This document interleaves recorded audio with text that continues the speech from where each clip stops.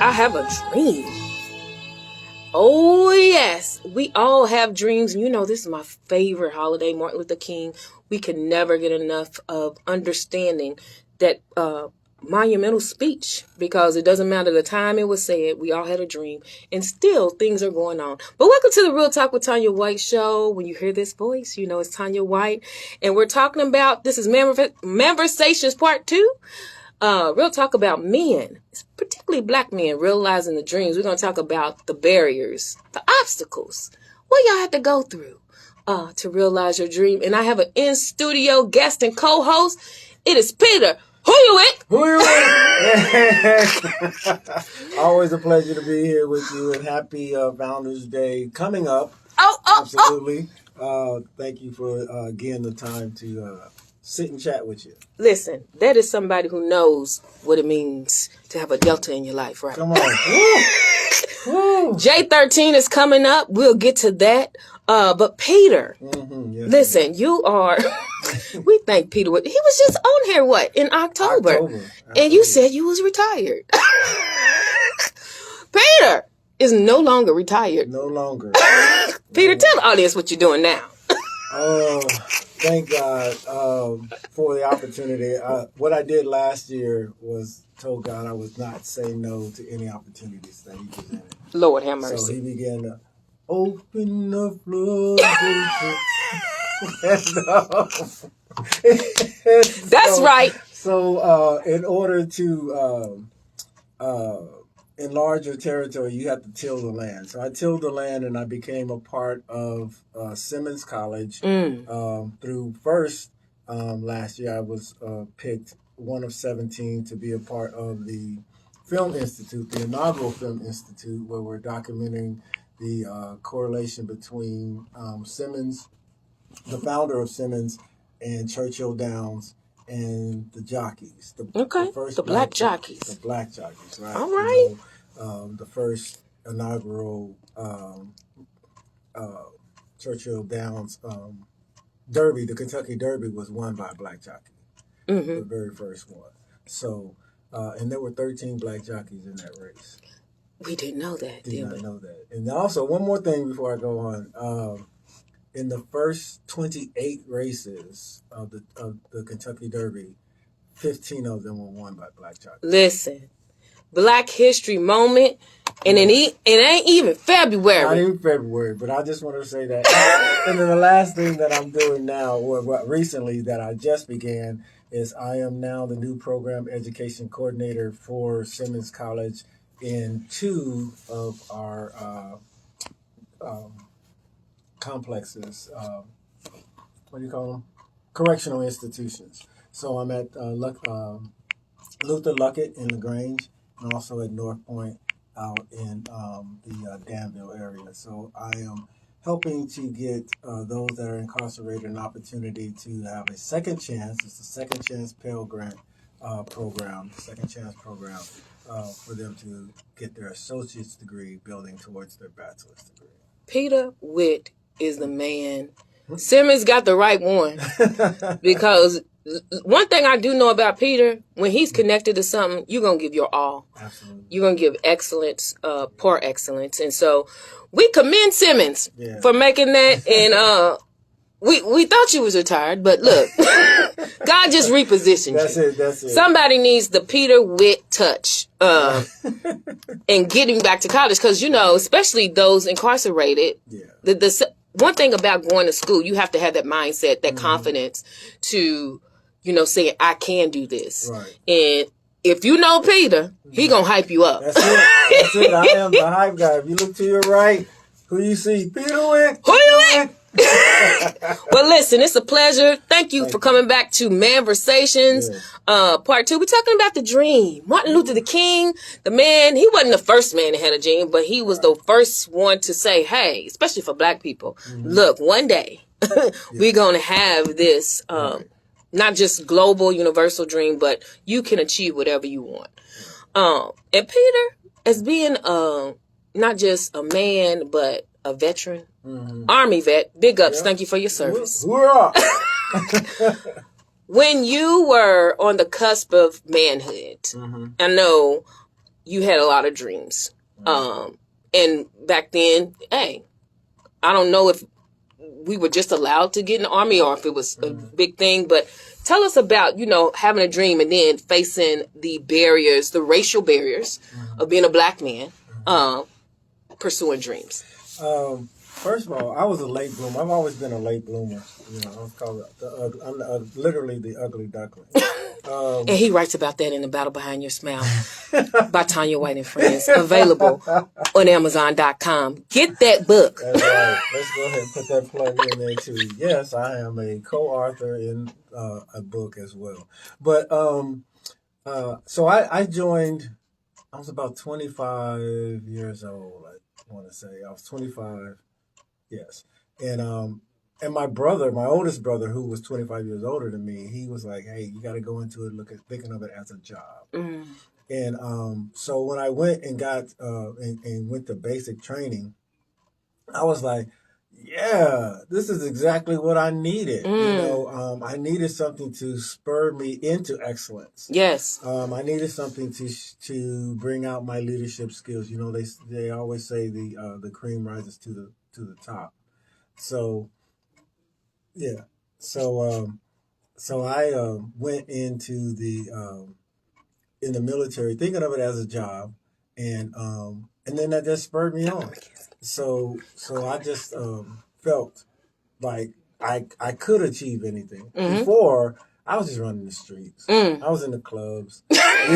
Listen, and Peter loves to dance. And I still do. So my birthday next month, I will be 60 years old. And he gonna be on the dance floor. Don't come if you ain't gonna dance. If you ain't gonna dance, I'm gonna say it just like that. If you ain't gonna dance, don't come. There ain't no such thing as wallflowers. Anyway, back to the subject. I enjoy life. So I enjoy that, and the military brought that out of me. I didn't know I was a leader until that, and then they started giving me these leadership awards and volunteer awards and all these other. And I tell people this all the time. One of the greatest awards that I ever received was an award that the late Colin Powell presented. Wow. And he didn't present it to me, but it was a part of his program, and it was the Military Outstanding Volunteer Service Medal. So as a volunteer, you got to meet the people, the children. I began mentoring, middle school and high school students and everything, and that just did my heart so good. And when they pinned that award on me, knowing where it came from and who thought this idea up, that's one of my proudest moments. So it taught me how to be a leader. Wow! Now you're full circle. You can continue to mentor not just children, but people to get their degrees and to expand their minds and fulfill their dreams, no matter how long it took them. And so, military brought out the leadership skills in you. Yeah. You were with the Army how long? 28 total years. 28 total years, all over the world, and then you finally retired from the Army. 6 years ago, almost 7 now. 6.5 years ago, I retired out of the Army. Yeah. Peter, how long was it before you got back into? I took a year off to decompress. I want to say that, because there's this alter ego of mine called Marvin. If you don't know me by now, Marvin. When Marvin gets upset, he can get but y'all don't want to see Marvin. So you decompressed and you got back out there. And what drives you after being in the military for 28 years? Of course, you still have dreams that you want to realize. Even with a milestone age coming up, and he does not look like he's going to turn 60. But what keeps you going to pursue that dream? And despite, we talk about Martin Luther King's dreams, I Have a Dream speech, we're still battling covertly some of those injustices and isms back then. So what keeps you motivated?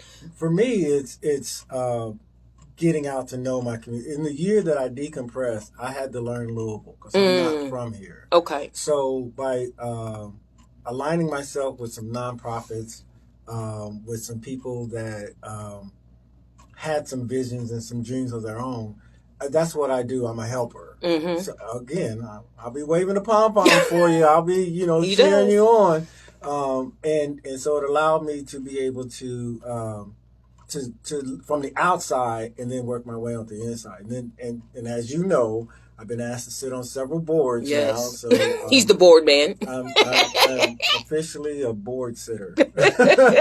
But I'm chairman of the board or interim chairman of the board for New Legacy Reentry. I'm also on the advisory board for Brew and Sip. Okay. I've sat on the board for Booker Autism Foundations of Louisville. Okay. And I sit on the elders board for my church. So everywhere Peter is. But it's that's what motivates me is to give back however I can by being an advisor. As you know, I ended my career in the military as a warrant officer, and that was our primary function. Okay, we had to be a networker, and we had to look for the positive in everything, and we had to express that to a colonel or to a general and say, hey, this is what you have, but this is what you can do with what you have. Wow. And here's how we're going to help fill those voids. Here's how is how you realize your dream. Absolutely. The here's how. And so if you just tune in, it's Real Talk with Tanya White. It's MANVERSATIONS Part 2. Real talk about men realizing their dreams because, hey, it's Martin Luther King Dream Week. And that's one of my favorite holidays. We have one of our calling guests, Dr. Leroy C. McKenzie Jr. He's the president and CEO of JNF Enterprises. He's an entrepreneur, speaker, podcast co-host. Entrepreneur, consultant. He sounds just like you. He's a busy man. He is also, listen, Peter, he's the author of 10 books. Woo. Lord have mercy. 10. I thought I was doing something with my 9. But 10 books, and all his books seek to enlighten, empower, and impact men. This is what I love. Impact men in the communities that the men are a part of. And so we're going to really discuss his book called The Power of a Man as we're talking about men realizing their dreams. And that book is shifting the mindsets of men and creating a better understanding for both men and women. And his purpose, Dr. Leroy C. McKenzie Jr., is his purpose and mission is to instill in all of those that he encounters a sense of inspiration, upliftment, and purposeful power. So welcome to the Real Talk with Tanya White show, but for the first time, but not the last, Dr. Leroy C. McKenzie Jr. Hello. Good morning. Can you hear me all right? I can hear you perfectly. Thank you so much for calling in. Dr. Leroy, where are you calling from right now? I'm calling from Baltimore, Maryland. Baltimore, Maryland. The DNB, the Ravens. You know you got our boy Lamar Jackson up there. Give him his money, Dr. Leroy. Well, see, hey, no, I'm gonna say this. The money they giving him, they want to give him the money. He just don't want the money that they give him. That's what it is. Okay. Well, y'all need to come up because y'all got one of the best. L's up. He's a great young man. He's definitely a great young man, and I want to see him get. I want to see him get his money too. Yeah. You know, and everything like that because he deserves it, but. As I've said, and this is not the topic.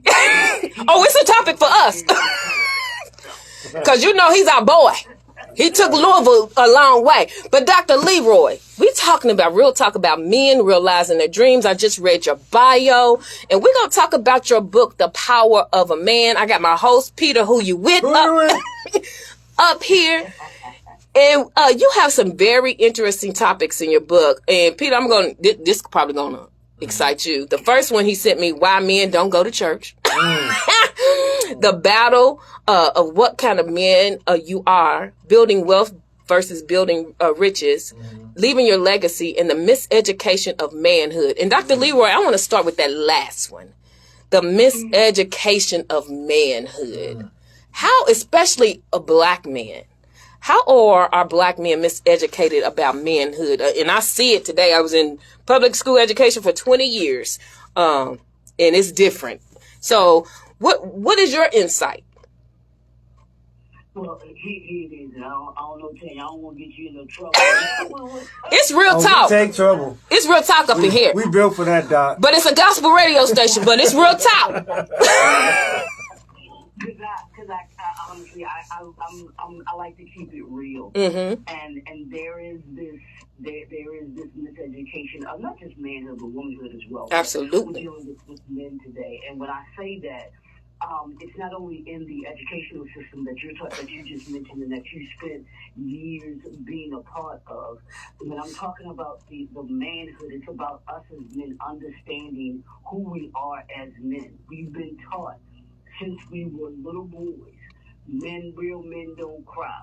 Suck it up, deal with it, to be unemotional. And then as we've gotten older as men, not be able to handle emotions because we've been taught so long for years to suppress that emotion. Absolutely. That's part of education. We've been told that and this is just me, we've been told that our only responsibility as men is to protect and provide from a financial perspective. When here's my thing. We're not only supposed to protect, provide, but also to produce. They don't do that third piece. They don't put that in there. And when we talk about protecting and providing and producing, we only talk about it from the lens of finances. We don't talk about it from the perspective of our health. How can I protect my family if I won't even go to the doctor? Wow. And make sure that I'm okay? How can I say that I'm protecting and providing for my family when I don't even have an insurance policy, not only on me, but I got it on my wife and I have it on my kids? Oh, Lord. To make sure that if something happens to me, they're going to be okay. Yes. They're taken care of. That's the miseducation of manhood. We don't talk about those other pieces. Yes, finance is a part of it. Yes, we need to be out here working, doing what we're supposed to be doing. But we're also being the leaders of our families also means that we do the things that we're supposed to do as men when it comes to being spiritually together. Oh, Lord. Being emotionally together. That's your language, ain't it? Together. Being professionally together. Oh, Lord. And even within our relationships, I'm talking from your family to your friends to your significant other. That's what manhood is. Oh, Lord. The miseducation that we don't. That I'm talking about when I say the miseducation of manhood. Dr. Leroy, now I know why I had to have you on this show. Peter Whitt is about to bust over here because you're talking his language. Peter, what you got to say? Look, so Doc, one of the things that came to my mind, if you remember the old movie It's a Wonderful Life, Jimmy Stewart, he had that $15,000 life insurance. That's all he had, and the old Scrooge dude said, "You're better off dead than alive." But he did have a life insurance. He did, didn't he? But today, what are we doing? GoFundMe's. Oh, Lord. Church cookouts. Fish fries. So done with fish fries. Yeah. Oh, my Lord. Anyway, I got done with that. But when you talk about the mental health, especially in a marriage in black men, Doc, I'm gonna take this full force. I got my flak vest on, so I'm gonna leave your name out of it. The scriptures say. I know everybody likes to quote that one. He that findeth a wife findeth a good thing. Yeah. But the opposite of that says, it is better to live in the corner of a rooftop than in a house with a nagging woman. Come on. It's real talk, y'all. So when you talk about, let's talk about David. He's one of my favorite, right? So he went to the rooftop. He went to the roof because his wife, Michael, was a nag. Teach it. And she talked about him. She talked about him in front of everybody. Yes, she did. And all she did, she never talked positive, never spoke anything positive into his life. Look at him. He ain't no king. Dancing out of his clothes. He would look like a fool. Come on. And today we have wives that are talking about their husbands in the back. Don't you know that two become one? Oh, Lord. And when you talk about him, you're talking about yourself. Oh, Lord, something to pass off. Listen. If you haven't realized, Dr. Leroy, Peter is a minister of the gospel.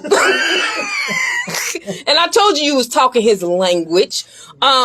But that is so true. How can a man realize their dream, especially when they're connected to a woman? And you talk about the miseducation of manhood. Right. I love what you said, the miseducation of womanhood, because I had to reframe some of the things. I love my family. I love the traditions and what I grew up in. But when I came to become a woman, I had to realize that some of the things I was taught were not right for me to evolve as the woman God wanted me to be. And when you get that revelation, you talking about mental health. You got to get therapy. You got to understand that, okay, what I'm saying is that my family teaching was not, all wrong, but I want something more. Right.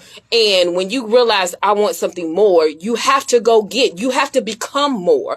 And I believe that's what your book is talking about, the power of a man, because you also talk about the battle to become the kind of man you are. Talk about that, Dr. Leroy. And thank you to all my Real Talk Facebook Live. Share this. We having some Real Talk conversation. Go ahead, Dr. Leroy. Well, the fight to become the man that you want to become, it's just that. It's gonna be a fight. This life that we're in, this journey that we're on, is a constant fight. That's what it is. That because we know that the purpose of the adversary is to seek and to destroy the things that are here on earth, and we are part of that. So, and I always say this. I said the devil loves his job. Yes, he does. He takes it serious. Yes, he does. He is on his job 24/7, and he don't call off sick. So part of what we have as becoming men has to be understanding that battle. But here's the great thing about the battle. We've been told, we've been taught, we've been shown, we know, but the battle isn't ours. So when we have the ultimate battler, the ultimate warrior within us, because greater is he that is within us than is in the world, we know that we're going to become who it is that he wants us to become. Yes. But we've got to be in alignment with his purpose for us in order to be able to do that. Yes. It's important for us to understand, because when you can understand that, you surround yourself with the right people. Absolutely. You surround yourself, you want to make the best decisions in your life, and we all make, we make wrong decisions all the time. All the time. But the thing of it is understanding that even in our wrong decisions or even mistakes that we make, that those mistakes and obstacles can always be overcome if we're doing them. If we're trying to do and make ourselves better, we learn from it. Yes. We learn from our mistakes. Yeah, I shouldn't have did that. I shouldn't have done that way. But next time, I know I can do it this way. Right. It'll come out better. Same thing in business. We make business decisions don't always work out for our best. Same thing as men. There are going to be decisions that we make that might not be the best decisions, but you learn from them and you grow. That's part of manhood. That's part of womanhood. It's growth. It's growth. Growing. Being able to grow in who we are. Yeah. And as we grow into manhood and as we grow into who we're supposed to be becoming, then we actually take who it is that we're becoming and we begin to get better and better and better. I think it was Muhammad Ali that said, if you're the same man at 40 that you were at 20, then you just wasted 20 years of your life. Absolutely. So it's just about getting better. We should be. I read a book last year called The Slight Edge. Right? And the author talked about getting better 1% every single day. It doesn't have to be major things. Just 1% every single day. he said, and within a year, you're 365% better than you were the year Wow. before. And that's why I always say this when the things that I do. My purpose is to not only make me better by the end of the year than I was at the beginning of the year, but Yes. the people that have an encounter with me, that I make them better by the Yes. end of the year than they were at the beginning of the year. And that's what being a man is about. It's not making yourself becoming better, but then also making those that are around you and those that are coming behind you better as well. Absolutely. And that's what Dr. King talked about. His dream was not just individual, it was global and universal. And I love what you said. Once you make a decision that is not, it's a bad decision, you've got to move on, learn from it, and say, and so oftentimes we just stay stuck in that rut and down ourselves, especially women. We can't move past it. And so we have to learn how to take the mistakes, chalk it up. Like Popeye said, this is my spinach. Let me grow from it and get stronger from it. Dr. Leroy, I'm going to have you back. Our time is winding down, but I do want to touch on this, why men don't go to church, because a lot of men are spiritual, but especially in the post-pandemic church, a lot of men like, I ain't church. And Peter Whitt got a book that he got to get out that explains that. But tell us a little snippet in like 60 seconds why men don't go to church. Well, I just in three things. I think one, and it goes back to what I was saying about us as young boys being taught to be, to be unemotional. And I think that church and what we're watching is the watch services and everything like that. Church is about emotion. Yes. It's about showing emotion, and those of us that are men and unafraid to be emotional get the emotional connection because it gets you hyped, it gives you hope. So I think that's one of the disconnects why a lot of men don't go, because it's the opposite of what we've been taught about being emotional. Two, sometimes I think that church has gotten a bad rep. Y'all know that the church is being seen as predatory. Oh Lord. In some ways it is. You talking Peter's language. Some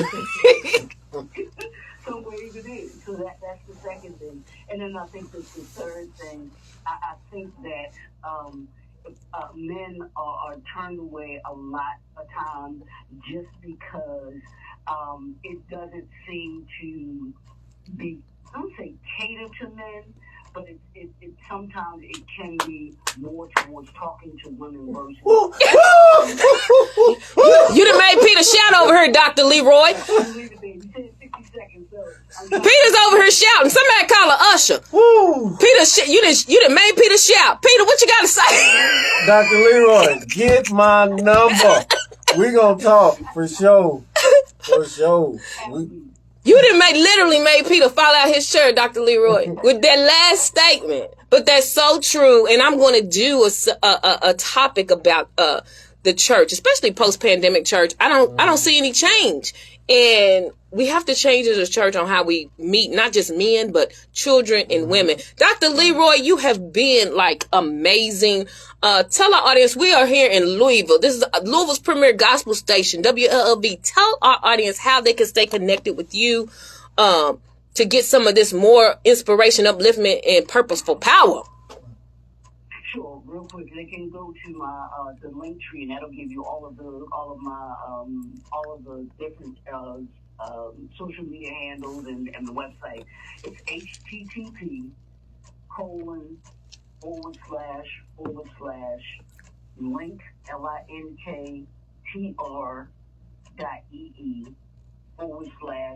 linktr.ee/JNF, that's Jesus Never Fails. Oh Lord. Enterprises. Jesus, JNF, that's what the JNF stands for. Jesus Never Fails Enterprises. Jesus never fails. On that note, Dr. Leroy said his whole enterprise is saying that Jesus never fails. Dr. Leroy McKenzie Jr., listen, I told you it's going to be phenomenal in our email. I told you that, didn't I? Yeah, you did. And it's beyond phenomenal. For you to make Peter then fall out his chair. And we gotta connect. I'm gonna connect y'all. Book me for your podcast, and we can talk all night. Yeah. Oh, that would be hot, Peter. Dr. Leroy and Peter, they ain't ready for that. They're not ready, Doc. Dr. Leroy, Pay my man Lamar Jackson, please. Before we have to take him somewhere else. Go make that phone call to Mr. B. Go make that phone call. You start with Jesus never fails. And maybe that'll open up the doors and the blessings to give Lamar. And it's not that he don't like the money. He's probably calculating how much money they done made off of him. Mm-hmm. And he needs a percentage. Right. Pay my boy, Dr. Leroy. That rhymes. Look at him. You have been a pleasure. We're going to follow up with you and get you back. You have a wonderful day in Baltimore and keep doing what you're doing, okay? Right. Thank you so much for having me. This has been a blast. So thank y'all so much for having me on this one. I appreciate it and thoroughly enjoyed it. I look forward to connecting with you, Peter. Yes. And then this will definitely not be the last time. Absolutely. Looking forward to it, Doc. Listen, if you just tune in to Real Talk with Tanya Whitt, this is MANVERSATIONS Part 2. We're talking about men realizing their dreams. Peter, in 20 seconds, decompress what you just heard. That brother's from Baltimore. Look, I got family out in Baltimore, so somebody give me a room ready. Wow, powerful. Excellent. I can't wait to read this book now. Yes. Especially the last one. But it's definitely what we need. The mental aspect, the support that we need from our wives, the encouragement that we need. Most of the time, men only need encouragement. They don't need you to say, I love you and hug onto you and all that other stuff, but they need their spouse, their wife to say, baby, I appreciate you. Okay. Y'all hear that, women? That's why I have MANVERSATIONS. We get to hear real talk from men about men. Oh, Lord have mercy, to help us all. Listen, Peter, we had Dr. Leroy. Now we're going to have Eric Collier. They call him the mayor of motivation. And you about to see why he is the mayor. He's my mayor now of motivation. Mm-hmm. He is, he's an Army vet and a Navy vet. Mm-hmm. Lord have mercy. He's going to tell us about that. He's a husband of 32 years. Get it. Like, I wish I had sound.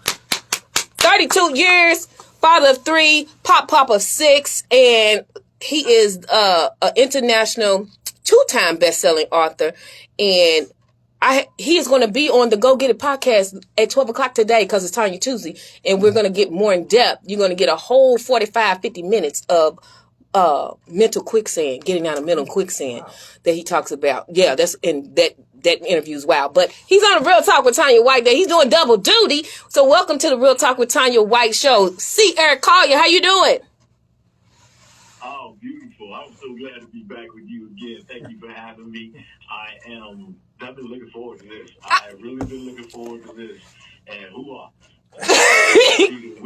Airborne all the way.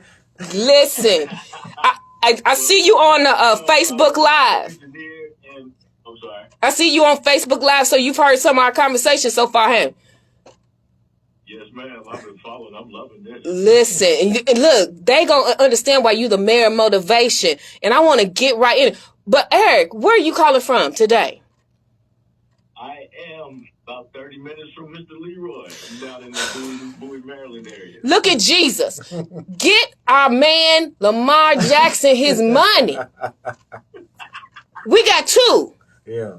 Get him his money, y'all. Yeah, he done brought the Baltimore Ravens so much. Come on now.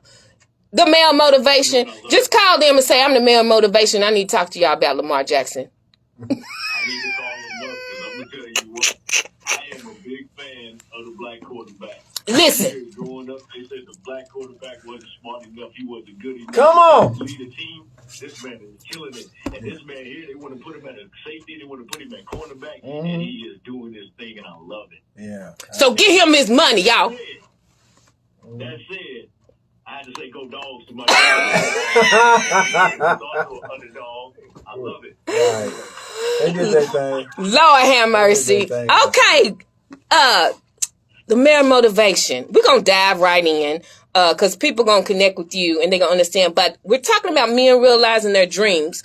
One of the questions I have, how, as a man, have you found strength to live out your dreams and not other people's dreams for you? Because, sometimes people want us to live what they think we should do. So how have you found that strength to really understand what my dream is? Well, it's something. I'm the middle child. Okay. And so if anything was going down, it was me who was doing it. I mean, by going down, it was the one who was being rebellious, who was going against everything that was said. Now, as an adult, as you get older, and you don't realize your dreams, and you're looking for other opportunities, and you don't believe in yourself, you fall in line with the life that you don't want. The life that I didn't want was the life that my parents always talked to me about, was having a good career, working this job, 9 to 5, and all this. But it really wasn't what I wanted. And deep inside, I wanted something more. I didn't know how to go about doing it. I kept telling myself I was lacking. But at a certain point, somebody woke me up to the fact that what I was doing was not going to change my life. I was going to be doing it the same thing I was doing at that time 15 years from now or so on.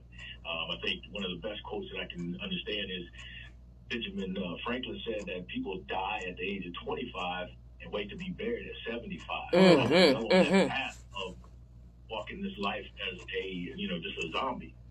And so it was at that point when he woke me up, I said, I got to make a change. I'm fed up with where I'm at. I got to do something different. And I looked at my wife who was standing there, and I know she didn't say it, but I know she was looking at me going, you asked me to marry you. You brought to help bring these kids in this world, and now you playing short. You did everything you need to do to provide. And so as I sat there and I was shrinking because I'm really embarrassed, I just knew I had to change something. And so I just committed to that. But as that mental quicksand, it took me forever to come around. Yeah. Yeah. And that leads me to my next question. A lot of men, especially black men, dumb down their dreams because, like you said, you have a family, you got married, and there's so many other pressures. How can men, especially black men, overcome or press through the dumbing down of their dreams, and what strategies can you give? Well, it's important that you understand what you bring to the table. Yeah.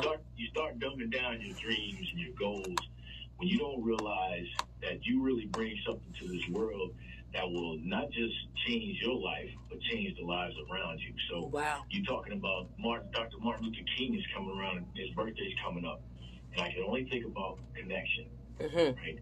So once we make that connection with ourselves, and we understand how important it is, like I said, my wife was standing there, I got 3 kids, and I'm thinking about how I was playing short. So I had to make a connection with me to realize that I got to step my game up. I had to be honest with myself. Yeah. And then when I did that, what happened was, Scripture tells you, the doors will start opening up for you. People will start coming to help you. People will be put in rooms. And so that's what started happening for me. I started maneuvering from the people that I was hanging around who didn't have the dreams and goals, wasn't focusing on anything, to those individuals who had dreams and goals, who were focusing on those successful habits and behaviors. So if you make a connection with you and understand who you are, why you're here, and what you want to accomplish, then you can start maneuvering and connecting with those individuals. I think I told you about my vision of life's puzzle and our responsibility. Yes. You see, we don't have any pattern, picture, or design on how to put this together. We just got to say, look, this is how I want to put it together. This is how I'm going to go about doing it. And if it doesn't work that way, go to a different route until you get it done. But what happens is we start connecting. Like I said, that connection with him where he changed my life. Yes. So here we are, 20-some years later, I'm connecting with you.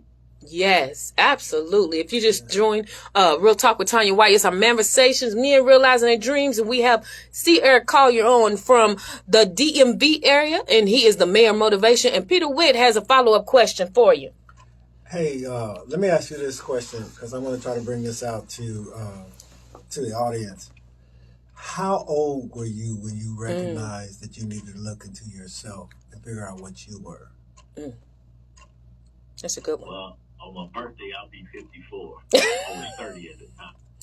See, I say that point because it takes men, oftentimes it takes us, I was 26, and it takes us a long time to figure out exactly what that plan and purpose that God has for us.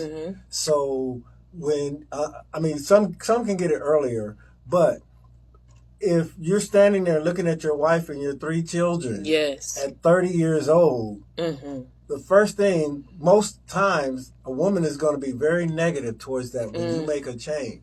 Yeah. But I do remember that this old man in the Bible by the name of Abraham said, we got to go. We got to go. And he didn't ask his wife. Well. Anyway, go ahead. I'm sorry. Peter Whitt is a preacher. Listen, he always brings it back to scripture. But that's a valid point. Sometimes you do. We talking about men realizing a dream, and when you're married, the resistance, because again, like Dr. Leroy said, we are miseducated as women. And we're miseducated. And I'm on, listen, spill the beans. I don't care. We're miseducated saying that the way to a happy life is a happy wife. Listen. Don't get me started. That is not true. It's a happy family. Come on. Well, and this is Tanya 52 talking. Woo. Now, I had to reframe that. There you go. And I had to understand that it's not just about me.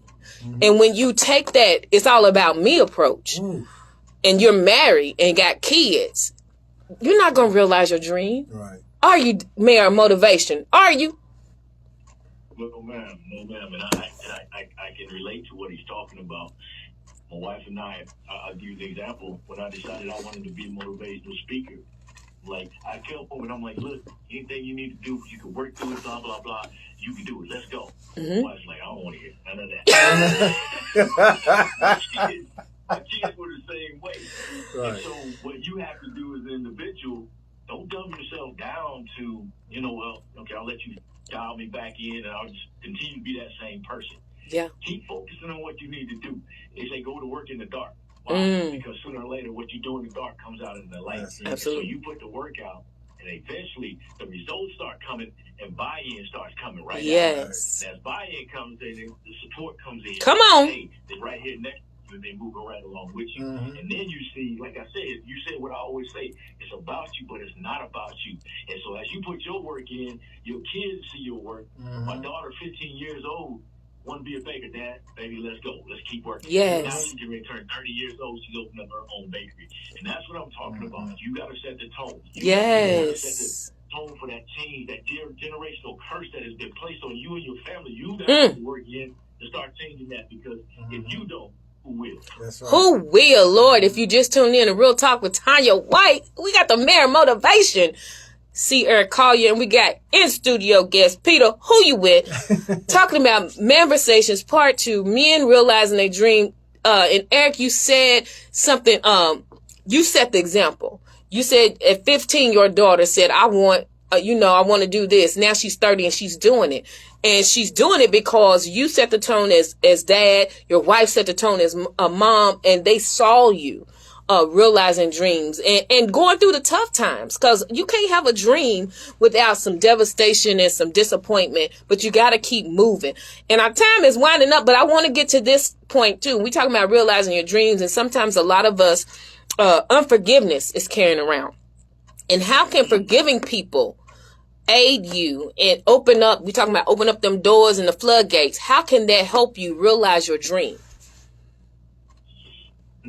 Well, I tell you, if you ever want to feel a weight off your shoulder, if you ever want to get taller in life, just face that thing that is holding you back. And that, most of the time, if somebody has done something, you've had an experience with somebody, and it holds you back. I give you a point where, for years, like I said, I'm 54. I'll be 54 in March, and I would find myself going back to that 17, 18-year-old age where I had a big blow up with my stepfather.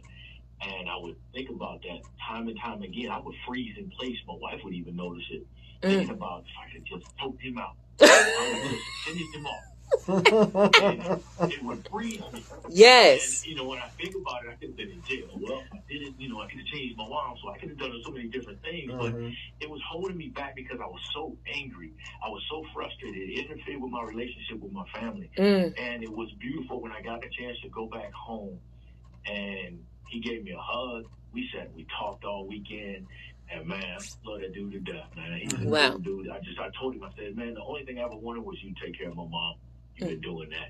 And so that's all, and I left there with a huge weight off my shoulder. And then when he finally called me and talked to me and said, man, you know what happened between us wasn't your fault. But then you got to understand too, you get so caught up in the, oh, it's me, Yeah. Right? Why are they picking on me? Yeah. But what you gotta look at is what's going on with that individual. Yes. And that individual, he lost his daughter who's the same age as I was when we were in the 5th grade. Wow. And so he was going fighting through that battle with, if I would have been there, if I would have done what I was supposed to do, it wouldn't have happened. So there's a lot of things going on, but forgiveness, man, I'm telling you, you feel so much lighter. You feel so much lighter. And what you said is that your holding unforgiveness always froze you back to that place when you were 17 and 18, and you could have been 35, 40, and going back to that place stifles your dreams, your progress. So you've got to learn how to forgive. And also, I love what you said is that at that time, he was going through too. And so we're just now learning how to, release and going through therapy and counseling. We're just now embracing that concept. And so, but back then, and I think about my dad, all the stuff that he went through. And now that I look back, he was from Hopkinsville.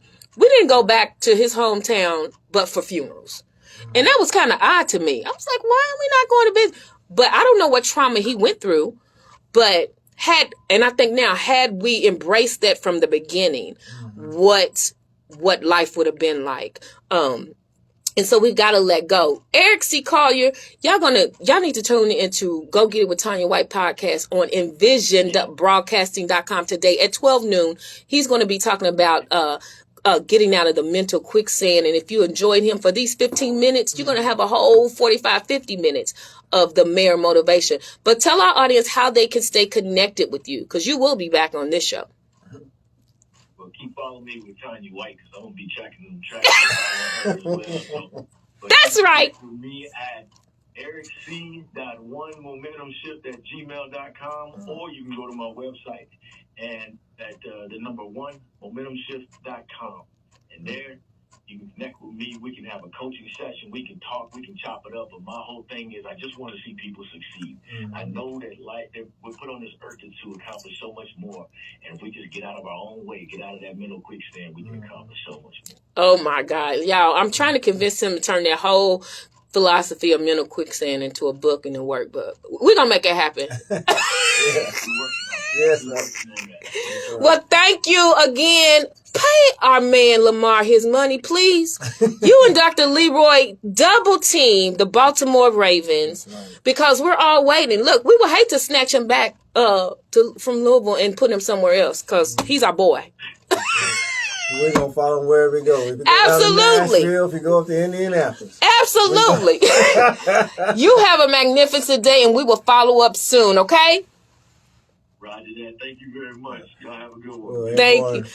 All right. Real talk. Listen, this is why I love MANVERSATIONS. I just love talking to great people, especially men. Peter, in about a minute, decompress. Men realizing their dreams. Look, there was no coincidence when about all three of y'all being on here. Listen, because I go under the anointment when I plan these shows. I go under the unction of the Holy Spirit. I know you be praying about it, but you said something very powerful. Where you said that happy wife, happy life. You know, that's a pet peeve of mine. But we also have to break the mentality of this is my better half. Yeah.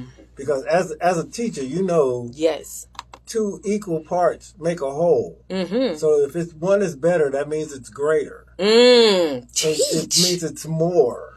So that can't be equal, right? Okay, that's just my little. Listen, y'all know why Peter Whitt is always going to be a staple on Real Talk, because he kicks it real. He has no other. He can't. He can't do nothing else. Peter Whitt, tell the audience how they can stay connected to you and get the book, The Battle Behind Your Smile, by Tanya Whitt and Friends. Yeah, you can always reach out to me on Facebook. I'm using my whole government name these days. So you can hit me at Peter Ashley Whitt, PeterAshleyWhitt. Find me on Facebook or any Google platforms. That's at gmail.com. Same thing, Peter Ashley Whitt at gmail.com. And hit me up. Just email me, text me, however you want to reach me, social media wise. I'm good to go. If you need a photographer, he's the man. I'm a documentary photographer as well, so I come and document your events because, if there aren't pictures or if there aren't words behind it, it didn't happen. It didn't happen. And then if you need to go to get some information about Tender Simmons, he is your man now. Yeah. Simmons, y'all made a good choice because Peter's going to work it out. Thank you, Peter Whitt. Listen, me and Realizing Their Dreams, share this Facebook Live. Thank you to all my Facebook Livers, especially my soror, Tanya Blunt. Hello! My brother, Joe White. Listen, I'm doing well. I'm taking care of your kids well. This week, this week, my brother and sister-in-law, they had to leave in, I am up taking care of a 7 and 9-year-old. Yeah. Lord have mercy. I love them. But I commend all y'all parents out there, listen, who got back-to-back step kids. That's a lot of energy that you have to do. And I'm 52, y'all. But I'm doing it. I am doing it, Joe White. And you know what? Because they got systems and procedures in place in their home. Right. And we're going to talk about that because I love it. But listen. This week is Martin Luther King Dream Week. Also, I gotta get to my announcements real quick before Vinny cuts me off. Happy Founders Day yesterday, January 9th, to the brothers of Phi Beta Sigma, 109 years of service. Shout out to some of my favorite Blue Phi brothers, Baron Darden, Dalton Holt, Philip Baker, Ryan Horton, Emery Lee, and my superstar cousin, Brandon Robinson.